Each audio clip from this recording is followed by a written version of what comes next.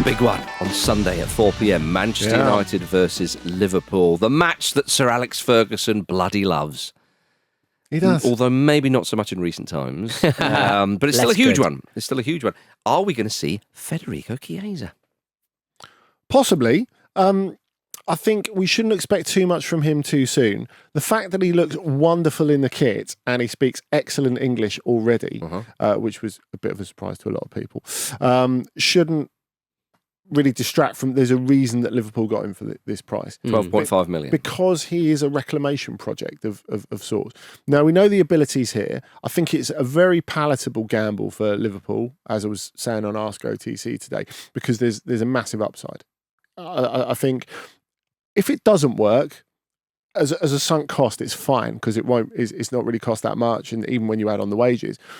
If it does work, they've maybe got their Salah replacement already. Oof. Because when you look, I'm not talking about a like for like, but in terms of a wide forward who can be world class and score goals and can play in a couple of different positions, and look at the players they've got already, I think it could click together really nicely. So a bit of patience and something really great could happen. I mean, he's been miserable at Juventus for a long time. People have talked about fitness and form. And injury, but like, I mean, he played a lot last season. It was just getting the form was difficult. But why was that? Well, part of that, I think, is recovering from the injury because he had an ACL. And he's an explosive player. So it's the sort of player he is and the sort of fitness he needs to recover as well. But also, I think it's the fact that him and Dusan Vlahovic were really desperate to leave last summer. They were just totally sick of working under Max Allegri. And he looked a little bit uninspired. So I think, a new positive environment. He looks so jazzed to be there. It's funny because it's very important, those details, because if you think about 3 years ago when Italy win the Euros, he obviously scored some crucial goals for them. His stock was really high. Very high indeed. And he's 26 years old Even now. last summer, I reckon he would have cost 4 times this. Yeah, but perhaps, yeah. I mean, and he's one of the few Italian players at the moment who really captures the imagination, I think. So if someone had said, well, in the summer of 2024, he's going to move to Liverpool, I think everyone would go, well, yeah, absolutely. And you're going for 12.5 million. They go, oh, right, tell me more. and that is the interesting... Is he water damaged? Yeah, exactly. But as Andy said, it has to be a good signing, especially for that money. And it shows you that Juventus were kind of happy for him to go. He wanted to go, and obviously Liverpool don't sign players that they think are just going to be okay. So it's an exciting one. I mean, is he going to play against Manchester United? I mean, that would be quite something if he came on. Well, yeah, I mean, probably quite early, isn't it? And sure. I mean, how much is he realistically going to play if he's behind Salah? I mean, it looks like a depth option with very low risk, as you point out there, Andy. But he can play with or instead of. I think that's the point, isn't it? I mean, they've got so many different combinations up top. The hole for Liverpool really still is that they're missing that defensive midfielder. That is the player that they've been crying out for a long time. If they could bring back like 2020 Fabinho, they would be delighted with that. Obviously, they can't. Do you think they're likely to sign anyone today? The thing is, the sort of player it would take to improve them in that position would be really expensive, and it would be a deal that took ages to piece together. What they don't need to do is go out and get another Artur. They need to not do that. I think that's the main thing. Yeah. Well, the aforementioned Mo Salah said that he's only focused on this year ahead on his contract, which expires next summer. He says, I just want to enjoy the last year of my contract and let's see. Which sounds like Liverpool aren't going to get anything for him when he leaves. Yeah. Well, what a great way of putting, I'm getting paid so much money. I just want to enjoy the last year of my contract. Yes, and be able to negotiate high wages when I do leave. But obviously, that's not a criticism of him. No, not at all. We should stay. Or we should say. I mean, I like the idea of Chiesa being a bit part player this year, and then maybe next year if he's really kind of doing it, he can step up and fill Salah's shoes, which nobody could ever. He's one of the greatest players in Liverpool's history and the Premier League, you would say. So not an easy feat. No, if there's a reason why it doesn't work, it's because the Premier League is probably the worst league you can think of to recover form if you've lost form. Because really, to recover form, you need to play all the time. And he's not going to get to do that at Liverpool. You know, that they are going to drip him in incrementally, as you say. Is he a man for the Carabao Cup, Andy? But well, yeah, maybe he makes Liverpool favourites. Who knows? I think if you look at the last group game, that really awful performance against Croatia, when he came on for the last bit of that, and he made a massive difference. And if he can do that for Liverpool, if he can be an impact player for the last 20, 30 minutes, that could be his way in, and that could be an enormous asset to them. Absolutely right, Andy. Manchester United seem to be getting their act together. They've made a few signings and sold one or two. They've signed Manuel Ugarte from PSG, who we spoke about last time. Luke said that he's an absolute maniac, and perhaps that's certainly in the short term what they need to plug massive holes in that centre of midfield. Well, did you hear that that he was at the Ivy restaurant with his agent, George Mendes, and one or two others, and he was smuggled out through the loading bay of the restaurant while some of the others and George Mendes went through the front door to act as a decoy. Jim, what do you reckon of all this? It's a very interesting example of how the tabloid press work. Because what this story actually is, you can reword it. It's essentially Manuel Ugarte cleverly evades a swarm of the worst people you can imagine, all hoping to get paid by us just so he can enjoy his dinner. That's what's happened there. They've turned the failure of their paps to get a photo into a story about him cleverly evading the press. Well, the press. How do they this know if there's no pictures? How do they know? Yeah, well... I went out the loading bay. Who's telling you that information? Loading bay. Aliens. Get away from him, you bitches. What actually happened was a waiter put him on a little silver dish and a little silver thing on top and took him out at the dumb waiter. Yeah, exactly, yeah. And he was put in a Deliveroo bag and a driver drove off and got him out of there. Incredible, really. Nice, though, that George Mendes... as if he hasn't done this before. Yeah, exactly. He's going to make me just do it on Zoom. Yeah. Just do it on Zoom, lads. George Mendes will have been a decoy many times in his life, Andy. That's fair to say, yeah. It's fair to say. Yeah. You say that as if you know something. Does he bring? You definitely can't say. Sean Derry's decoy in a former life. Why doesn't he? Not a former life, Jim. Why doesn't he have a cabal of developmental players who can follow Mendes around and sort of act as proper decoys rather than, because it's not really much of a story. Oh, like when you're in training for dinner, and when you're training and you're practicing playing against Leo Messi, so one of the youth teamers comes in and has to be Messi. Yeah, exactly. Yeah, that makes sense. True. Surely Mendes has got a double though. Yeah, good point. He's not Saddam Hussein, is he? No, but I've never knocked a statue down of him. That's right. We're yet to hear on that. No, but I mean, he seems to be everywhere all the time. This is true. Like, how many players has he got in his books? It's like he can't, I mean, my goodness, the air miles, Andy, of the man, for crying out loud. I don't know. Does he have a double, Andy? Well, he's got a shitload of Toblerone. I think that's fair to say. Okay. Didn't Cristiano Ronaldo buy him an island? Right. Yeah. So he could easily afford a number of doubles. But does Cristiano Ronaldo just think that he owns Madeira? And he can have this one, and the locals are like, no, it's not. All right, fine. Yeah, I've given him a certificate. That doesn't mean anything. Oh dear, the mind boggles, quite frankly. Right, also on Sunday at 1:30, the build-up to that big game, Pete, you might say, Old Trafford, is Newcastle United hosting Tottenham Hotspur. Always goals guaranteed in this match. There is. I think it's an underrated fixture, this. Are you going, Andy? I am. Yes. Are Newcastle going to tonk Spurs, Peter? They do usually have a lovely time in this fixture, as discussed, but they did go to penalties in midweek. And they won them. They won them. Yeah. Willock's out, I think. It does feel like Newcastle have got some goals to unload. Yes, yeah. It's been quite austerity start of the season. Yes. They need to start kicking on. Spurs have been sort of irresistibly attacking now, haven't they? They have. Did you say irresistibly open? Is that what you said? Yeah. No, I didn't, but I guess there's been a little bit of that as well. Yes, there has. Well, the big news, of course, in Newcastle's victory over Nottingham Forest in the Carabao Cup second round was that Sandro Tonali played for the first time in 10 months and looked really good. He did look really good. He looked like he hadn't missed a step, really. Yes. Admittedly, it was in the Carabao against... Yeah, well, Eddie Howe said that, didn't he? He said that...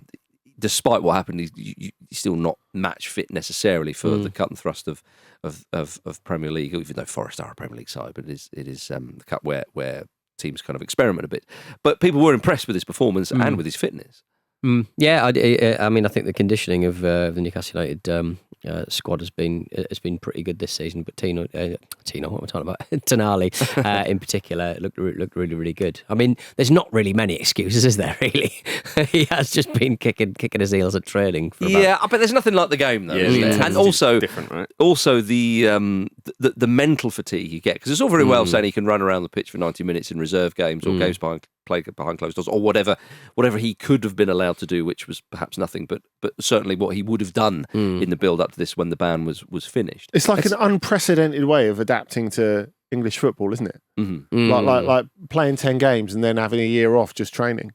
Yeah. For that Newcastle squad this season, it's all about conditioning, and it's all about making sure that a lot of the players stay out of the treatment room, and having an addition like Tonali, a fit Tonali, it's such a massive boost, especially when it looks like we've lost Joe Willock for what will probably be 6 months or something. So it's all starting again, really. But not having European football and European travel is probably a big boon as well. More bad news for Newcastle United, of course, is that they are going to Andy Brassell's AFC Wimbledon. That's good news. It's a joyous experience. No, but it looks like the cup run's going to end, Andy. Oh yeah, fair enough.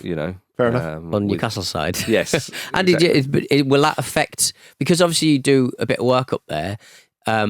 If your favourite team stop Newcastle, will that affect the balance, the bank balance? Will the locals be after you? Yeah, what he's saying. Because you spoke at length how annoyed you were about Newcastle missing out on European football. So will AFC Wimbledon could that affect your top line? Are you saying, is this a quandary for me? Is this a quandary? Heart and head. Are you compromised? Heart and head and pocket. No.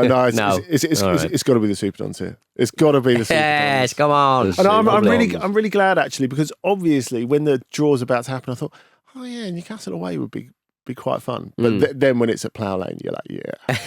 Because the atmosphere was amazing against Ipswich. It was the biggest crowd I think that Wimbledon had for a midweek game at Plough Lane since they've been back at Plough Lane. So That's awesome. How about that? It was fantastic. Get yourself down there, everybody.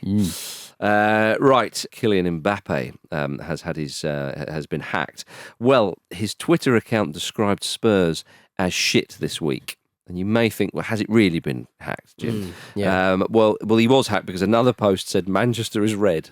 What's going on here? Yeah, someone's catching the strays, but it's not clear who. This is odd. I mean, why did he not, Neymar is a pie. Do you know what I mean? That kind of, like, why are we? He's having a go at what Spurs. You're thinking? ... Bit of that. Exactly. I feel like if you've hacked Kylian Mbappe's Twitter, do better. Sell some Bitcoin for crying out loud. Make a bit of money out of it. Yeah. Pete, you'd be disappointed with it. Imagine you've just been given the keys to this. It's a bit tantalising, isn't it? You don't know what to do first. It's like it's like supermarket sweep, isn't it? You're like, I don't know what to go first, and you're compromised a little. It's Jarvis Cocker on stage at the Brits. It is, yes. When he didn't know what to do. You get out there and you don't know what to do. Didn't know what to do. But he did something though. He did something, and it got him in the press. In the press. It does suggest it's an opportunistic hack, doesn't it? Like someone's just gone, Real Madrid 25. Oh, it's worked. Oh, God. What am I doing? Seconds before two-factor kicks in. Oh, God.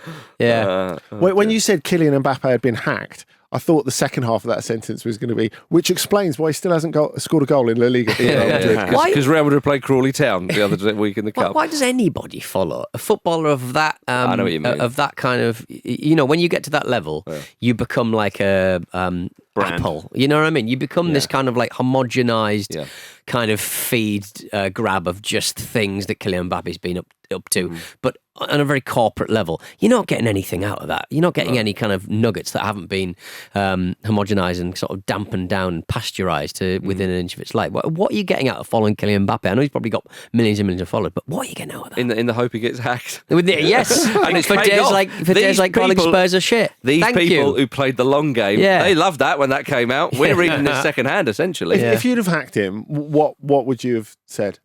What would you have got him to say? Yeah, that's Buy true. the new Napalm Death album? I would have handed over his Twitter backup codes and went, come on, Everyone get involved. Power to the people. Everyone just use it for good. You know, like Neville Southall used to take marginalised groups and hand over their his Twitter page, and he ended up just like having like adult diaper men doing really weird stuff. He couldn't he couldn't separate gay pride with like poo pants people. And he just gave them the platform, and good on him. Just a bit of that, really. I think in Luke's absence, I do have to say he didn't have to sue his own daughter that time, though, did he? That's a good point. Yeah. I think I'd hand it over to Mossad. I think I just enthuse about threads. Would you? Yeah. And we don't know that it wasn't the Musketeer doing this. Good point. Presumably he can hack anyone at any time, and he's probably taken about 45 minutes to come up with his tweets as well. So this is funny, isn't it? So finally, Jim, you agree on something that he said? Sure. Yeah. Yeah. Okay. I knew you'd come round in the end to his brilliant wit and intelligence. So yes, there we are. I see it the way I see it, and I stand by that, and I'm very comfortable and confident in saying what I have to say. Who would you bring in? I don't know. Welcome back to the Football Ramble, everybody.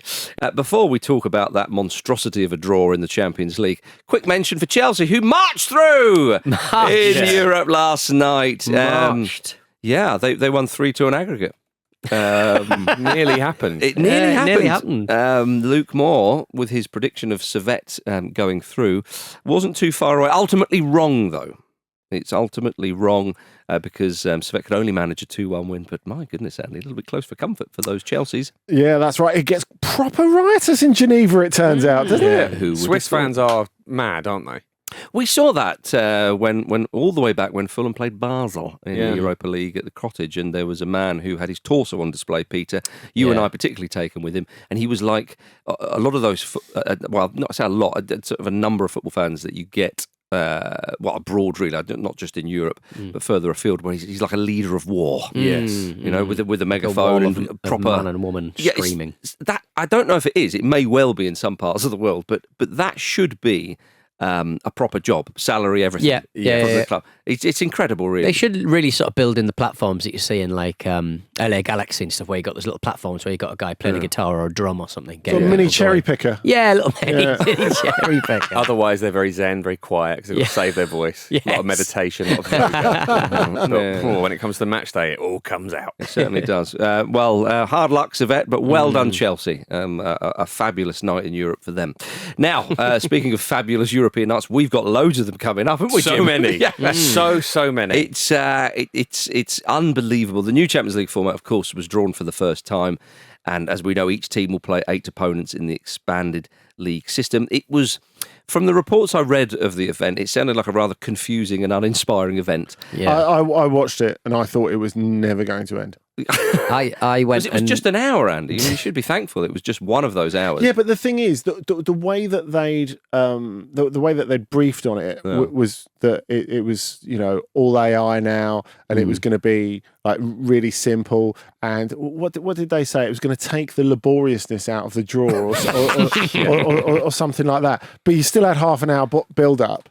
And you still had, really, for no reason, like there's no reason for the draw to actually be a televised event now, because it was just Buffon picking the names out of the hat, the names that you already know were there, and then Cristiano Ronaldo pressing a special Champions League button that brought the fixtures up. But it's about the junket. It's not for us, is it? I know, it's about for the big wigs and the fat cats. It's for him. It's for the Andy, isn't it? You. But Andy's point was it shouldn't be televised. It's for the media scrummers. Andy didn't say take away all the lunches. He just said don't make it.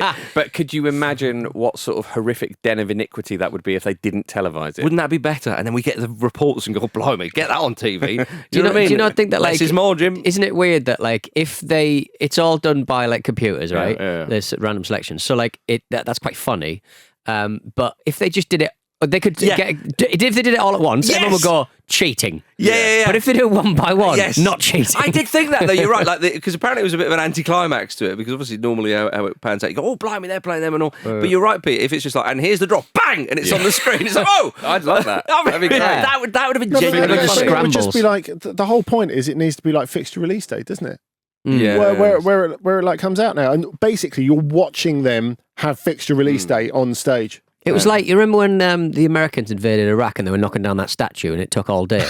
And we kept expecting the statue to fall over, but They it needed didn't. a big machine It in was the like, and some American soldier put the flag on the head, And then someone had a word. and then Iraq anyone flag. said, "Don't do that." Do you remember? Yeah, an Iraqi man came out with a big pickaxe and stuff. And I was watching that from like 9 in the morning to 4 in the afternoon. It took ages to take that down, and it felt very much like this. I would say that like I've watched the news round guide on how the Champions League is going to work 3 times, and I'm still like, it's so boring. I couldn't get to the end of it. It's like, you know, when you start a new video game and there's a character development screen where you have different skills. Yeah. You can run faster, you can jump higher, you can fall further. Yeah. It's like that, and you just go, I can't be arsed with this. Yeah, I'm going to play Super Monkey It's Ball funny, instead. it's made it easier to miss the exciting fixtures. Yeah. Because really, you had ages of like 2 of the most engaging personalities in football history on the stage. Cristiano Ronaldo. Drawing out these...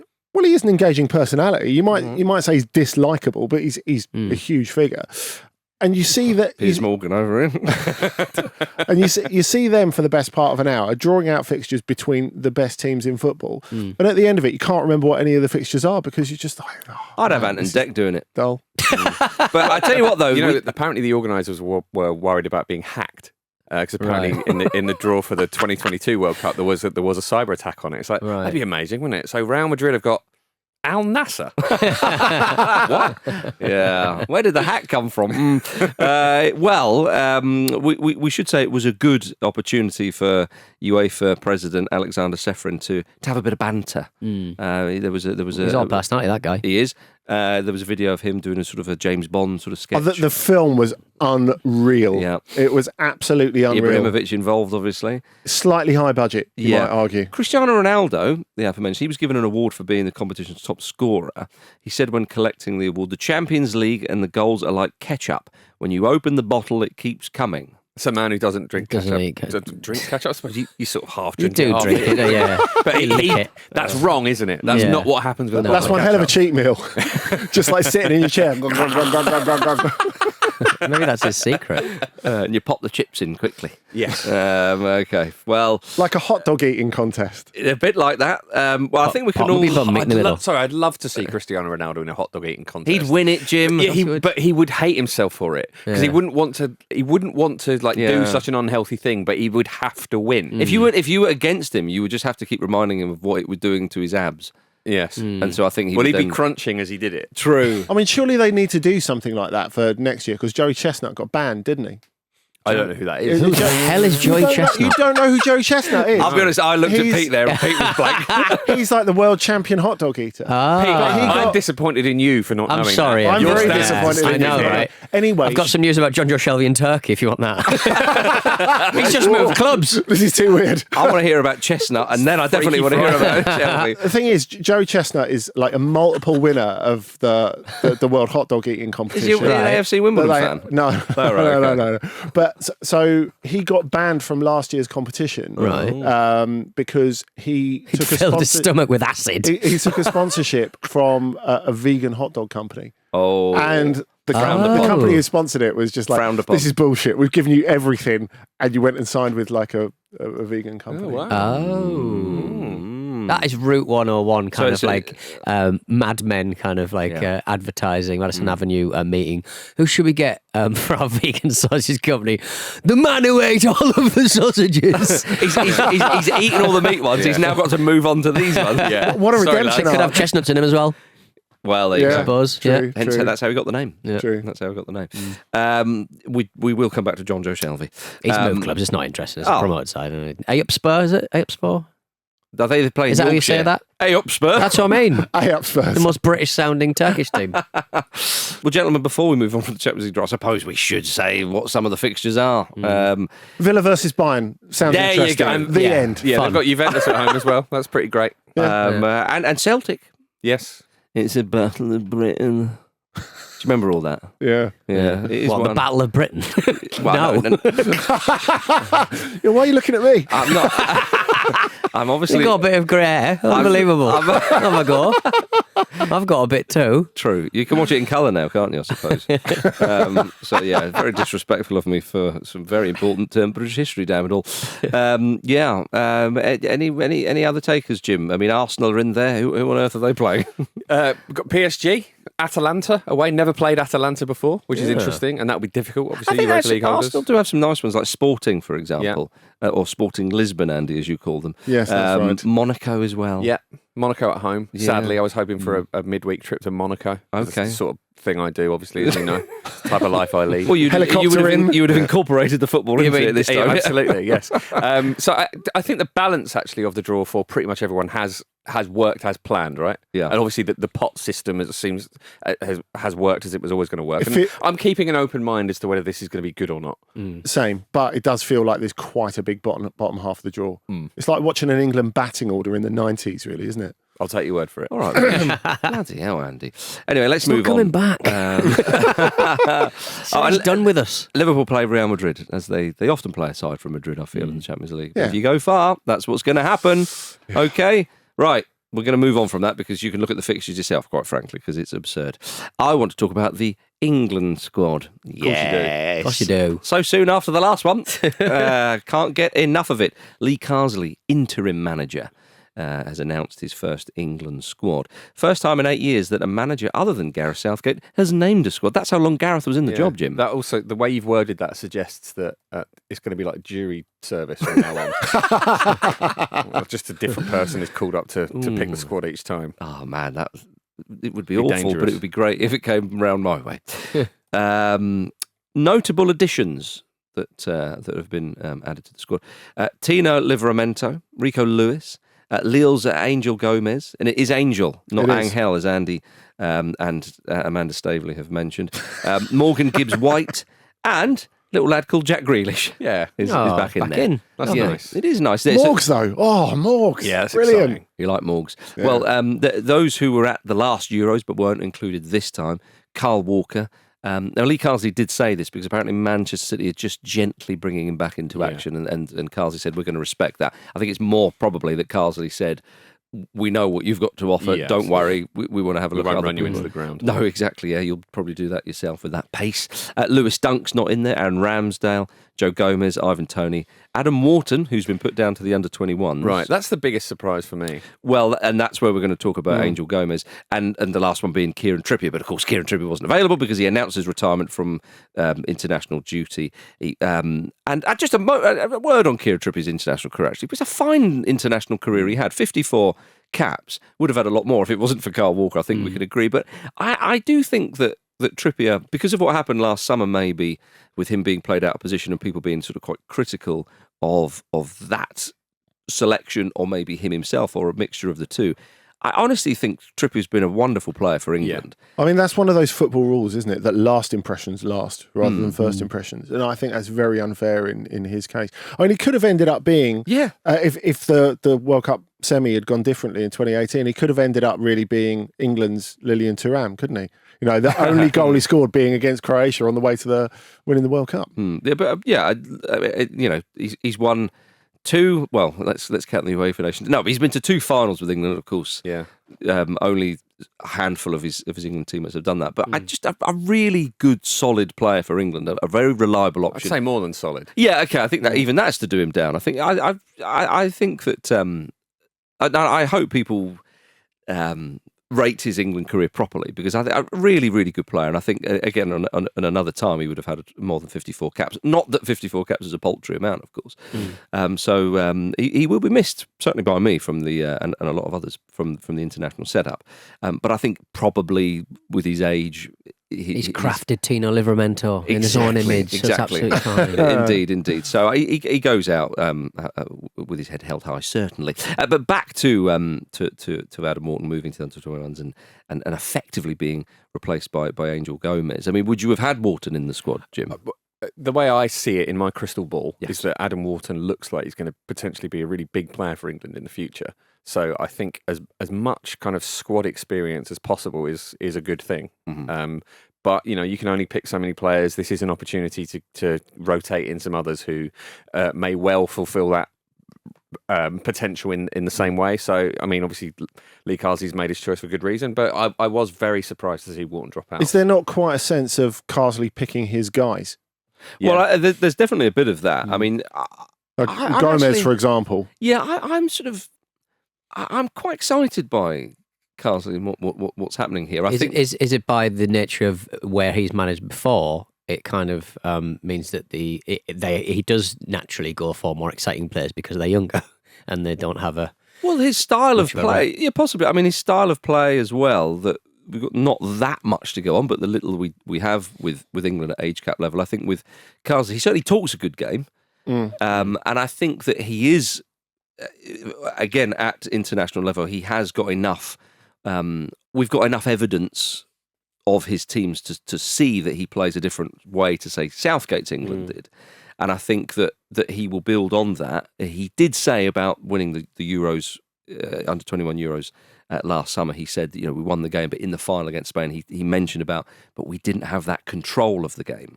And I think that he's really, really quite obsessed is maybe not the right word, or perhaps it is, with that idea. Now, I know Southgate tried that as well, but that was more of a conservative defensive, where Carsley seems a bit more expansive. And he said, we want to play more expansive.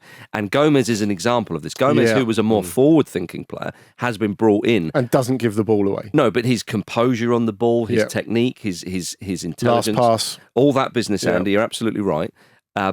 He has been crafted into that more holding player. Carsley played him there quite a bit in the previous tournament. And for Lille, that's where he kind of plays, as I understand. Yeah, and he's had a really weird start to the season. It's an unusual point to get a England call-up because he had a quite bad injury scare. Like he was knocked out in a challenge with another player, and it looked really bad for a bit. It took half an hour to get him off the pitch, and he's not played again since, actually. So he's just coming through the concussion protocol. I guess he's going to play this weekend, but clearly, despite that, Carsley just wants him in the squad, in the group, just to get that. How's he done at Lille generally? He's been there for a little bit. Really good, really good. He's very, very industrious. They're a good footballing team. He's been good. But do you feel like he could be? I mean, because Carsley is kind of making noises that Gomez, if he continues his development, could be the type of player that England have been crying out for in the centre of the pitch. How many times have we heard that, though?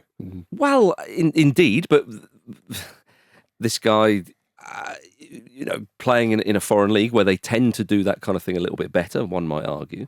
How do you feel about all that? To me, it's a surprise that he's been picked at this point. Okay, I have to say, not that he hasn't got the ability, but it's been really incremental improvement since he arrived, because he went to Boavista first, and then Lille were related to them at that point, so it was kind of a Pozzo type move. It's like moving between Udinese and Watford. But he's been at Lille a while now, and I think he's shown, obviously, that he can stand up to the physical rigors because he's not a big guy. And this is why in the past you've had so many players go directly from Ligue 1 to the Premier League and work out really well, because it is quite physical. And that he can be composed on the ball in that sort of environment is obviously something that's really important. Yeah. To bring us all back down to earth, England obviously will be in the Nations League next week, but Group B. They're in B. We need promotion, guys. Promotion campaign. That's great. Promotion campaign. Yeah. They play a lovely time in the Championship. Everyone loves the champs. Yeah, that's true. Live it again with England. That's true. Yeah, absolutely, Jim. Can we borrow Mitro just for this Nations League campaign? Oh, Andy. So yes, well, I'm looking forward to it, and will Positive Pete be looking forward to England under Carsley? As soon as we kick that first ball, I will be. But I mean, again, he's put Tino in. I think Come on, he's a great addition to the squad. Yes, you would fancy him doing it. He's put on so much bulk over the summer. Good bulk, good bulk, not bad bulk. But he's just. I think that's Andy would have seen him more than me probably, but I think the way that he sort of the only thing that let him down last season was like. Bearing in mind he was bought probably a season too early, but Newcastle probably thought he was going to be a bit more expensive if he was bought in this close season. He was a bit weak in the final kind of ball, but simply because he required a bit more space. Now he's a big muscle man. I think he'll just be pushing people over and whipping balls in left. That's the idea, isn't it? We want all the England players to be muscle men. Muscle men. Yes. Just beat with little moustaches. Just beating our way all the way to the final. Right, everybody. Arsenal versus Brighton tomorrow at 12:30. Brighton manager Fabian Hürzeler has said that new signing Matt O'Reilly will need surgery on his ankle and isn't sure how long he'll be out for. This was, of course, the unfortunate soul who was on the end of that bruising challenge against Crawley in the Carabao Cup earlier in the week. I mean, Hürzeler was absolutely steaming mad about that. Well, and as he should have been, 'cause it was a horrendous one. Yeah. And we sort of laughed almost at the absurdity and the ridiculousness of the tackle at the time. But, that's what's happened. So poor old Matt Riley there. Yeah, and it stopped Billy Gilmore going to Napoli as well. Is that right? Yeah. Oh, Billy. Yeah. They sort of hoarding Scottish players, are they? Or did that mean they went for Scott McTominay instead? No, they were going for both of them. Like when he was like coming out of the airport yesterday and all those fans were going, Scott! And he looked a little bit frightened. He's probably in the van texting Billy, when's your plane arriving? Jim, Arsenal, Brighton. Yes. Arsenal have started the season as you would expect, and surely the 3 points will be Arsenal's tomorrow. That they'll be aiming for that. Absolutely. Yeah. Brighton have always given Arsenal a tricky game.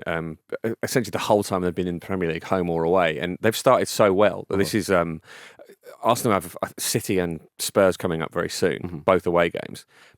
And so I think the trickiness of this game is perhaps being overlooked because those are on the horizon as well. This is a real test, I think. They just have to Gatwick Express themselves. Yeah, because I mean, a lot of teams are still getting up to speed, aren't they? Like even teams that are winning, you're thinking, all right, they're not quite, at full pace yet, as you would expect at this point of the season. But Brighton have shown that they can hurt you very, very quickly already. They've got like dynamism about them. So this should be an interesting lunchtime ding dong. What do we think Neto will add to the bench that Aaron Ramsdale couldn't in terms of demeanour?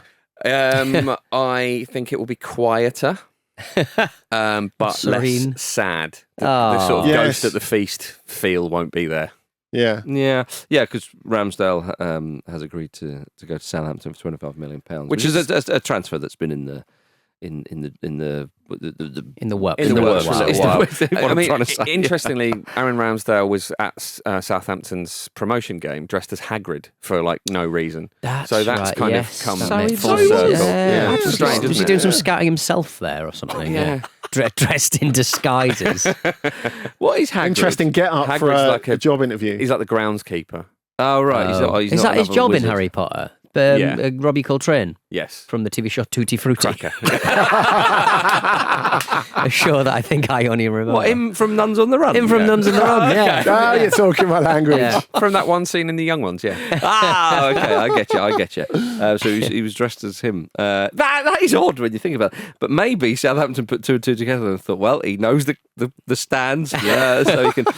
What do you think of that move for Aaron Ramsdale? I think he would probably have been hoping for a move to, with all respect to Southampton, something of a bit of a higher level than a promoted club. But goalkeeping's a difficult one, isn't it? Because there's, most clubs have an incumbent that they're happy with, essentially.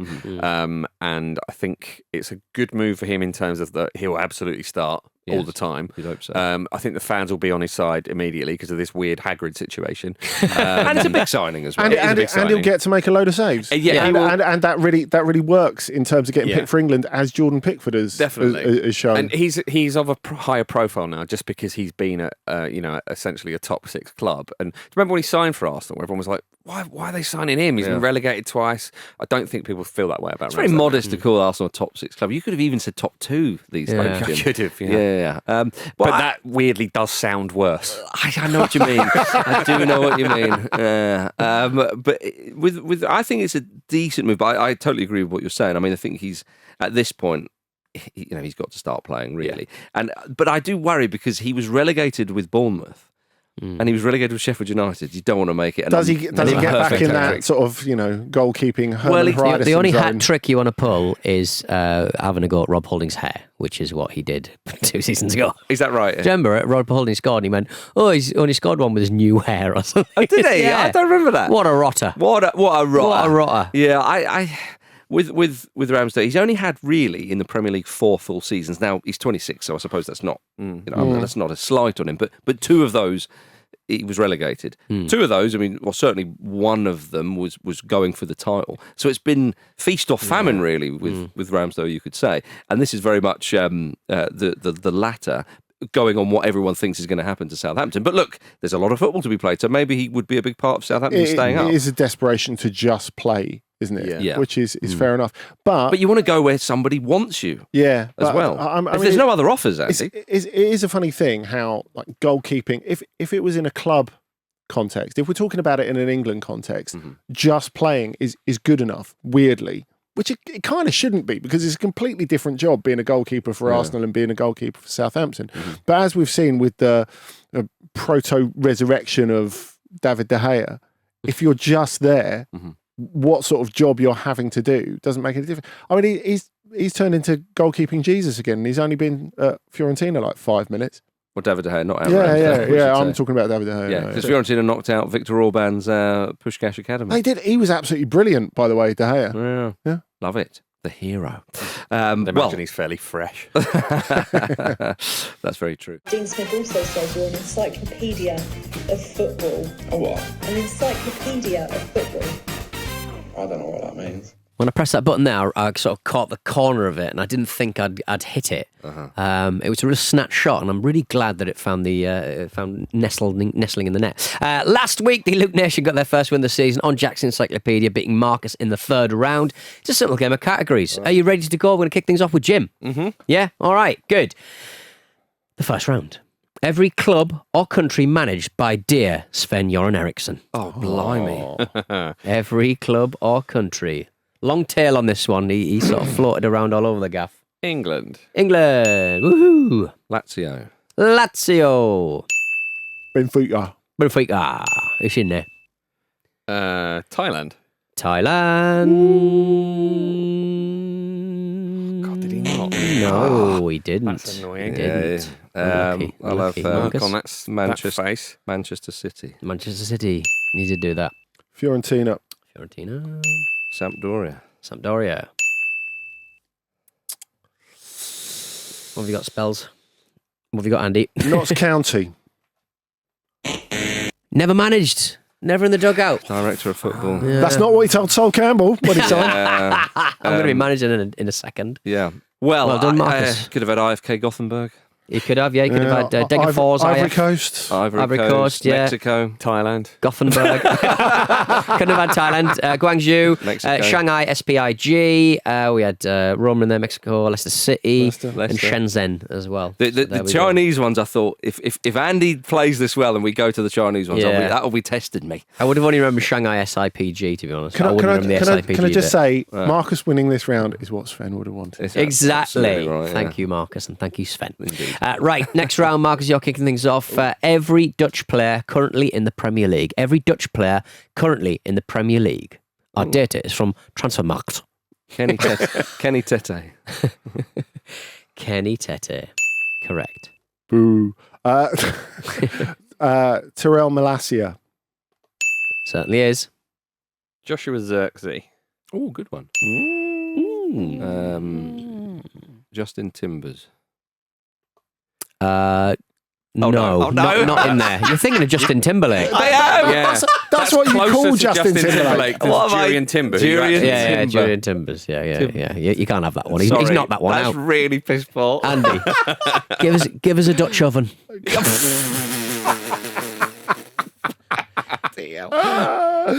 Cody Hakpo. Nice. Yes. Matthijs de Ligt. Correct. Oh, of course. A newer dish. He is a new dish. Yep. But he has played, so I'm having it. Andrew? It's Torres. Ian Matson. Nice. It's good. Mickey van der Ven. Yes.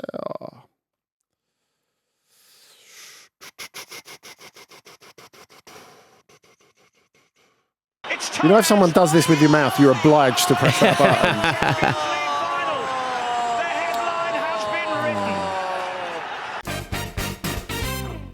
Ooh. Ryan Gravenberch. You've got one. Yeah. Congratulations. Did anyone go for Virgil van Dijk? No. No. I didn't even think of I it. was sitting here thinking, Van.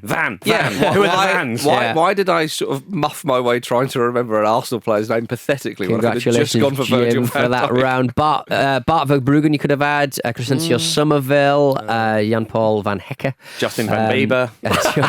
Joel Veltman, Justin Cliver, of course, Yeah. Lamar Bogard, That's who I was. I've mixed them up. Mark Flecken, Mats Wiefer, Nathan Ake, Sepp van der Berg, Sven Botman at Newcastle, of course, and you mentioned it, Virgil van Dijk. Great work, Jim. Cracking stuff. As we head into the third and hopefully final round. Andy, we've got a lovely round for you. Every Liam Arnold to have played a game in the Premier League, according to the official Premier League website, includes first and second names. Every Liam Arnold to have played a game in the Premier League. Could be a first, could be a second name. I'll start with Noel Whelan. Noel Whelan, yes, Cov's finest. And I will go with Liam Rossinia. Liam Rossinia, he's in there. I'll have Liam Delap. Liam Delap is in there. Noel Hunt. Nicely done. Nice. Oh, God. Can I have gifted Noel Williams? Yes, you can. Very good. Oh dear.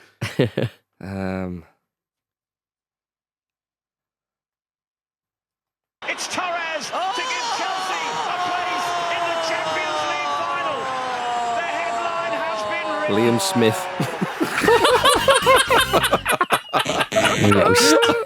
You little stinker. I thought you were going to go for Noel Smith there. Dear. Liam Lawrence. Liam Lawrence. So easy when you hear someone else say it. Yeah. Oh, God. Noel Jones? I like it, your work. Yeah. That means that Andy's won that round. Apologies to everybody. We do need a tiebreaker. We do need a tiebreaker. Never mind. Can we got a few others? Sorry. Yeah, I mean, very Liam heavy, if we're completely honest Yeah, ourselves. You could have had Liam Brigker, Liam Cooper, Liam Dyche, Liam Fontaine, Liam Ridgewell, Liam McCarron, Liam Miller, Liam Moore, Liam O'Brien, Liam O'Neill. Why did I go for an English name? I You've know. got to go an Irish name. I know. Unbelievable. God, All that was right. guessable. You should have won it for getting gifted Noel Williams, to be fair. I was remembering, and I thought, no, I couldn't remember the combo. Oh, and after look at that gifted in Justin the mouth. Timberlake bollocks, I thought I'll leave that. Lovely. All right. Well, it's the tiebreaker. Here Jim, we we're go. going to start Yes. with you, if that's all right. Every player signed by Unai Emery at Aston Villa, including loans. And our data is via Transfermarkt. Okay. Every player signed by Unai Emery at Aston Villa. Ian Meltson. 2 for 2. Double bubble. John Duran. He's in there. Well done. Morgan Rogers. Morgan Rogers. Nice. Diego Carlos.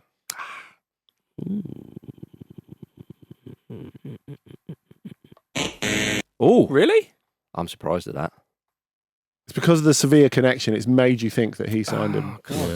Andre Onana.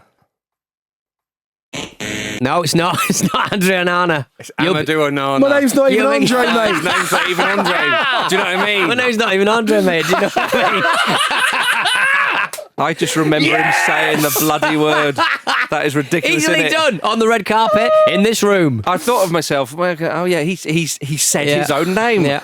Yeah. Oh dear. No, I've been his head's done. gone. I've been done. He's a confidence player and his head's I gone. can't wait for him to support Justin Timberlake in concert. Andre 3000. I can't believe I've done this. Andre. Emi Buendia. Oh. No. We're all back in. Jimmy and the team are back in. How about that? For one more round, and then I'm ending this sorry affair. Yeah. Jim? Musa Diaby. Musa Diaby is in there. Marcus. Get Um, the fucking name right, mate. yeah.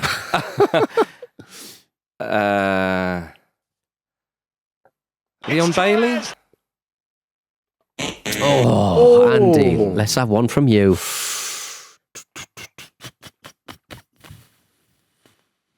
It's Torres to give Chelsea a place in the Champions League final.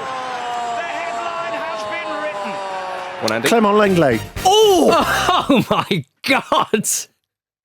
No, I try to press. I'm trying to press. What save? Well done, Latest ever? Andy. That has to my be the latest goodness. ever.